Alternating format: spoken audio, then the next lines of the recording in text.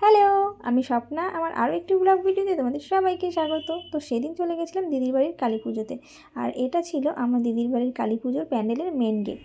তো চলো এবারে বাড়ির ভেতর দিকটা যাওয়া যাক, মানে মাকে কোথায় রাখা হয়েছে, মায়ের পুজোর আয়োজন কোথায় করা হয়েছে, সবটা আমি তোমাদের সাথে শেয়ার করব।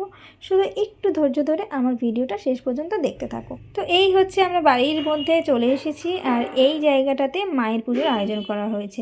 আর দেখো মায়ের মুখখানি কি দারুণ, তাই না? মানে মনটা পুরো শান্তিতে ভরে যায়।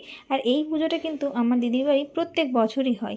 আর তারপরে আমরা চলে যাই ভেতরের দিকে, আর ভেতরে গিয়ে আমি আয়না পেয়ে গেছি, তাই আয়নার সামনে তো একটু ঢং করতেই হবে, মানে যেখানে আয়না আছে সেখানে আমাকে ঢং করতেই হবে।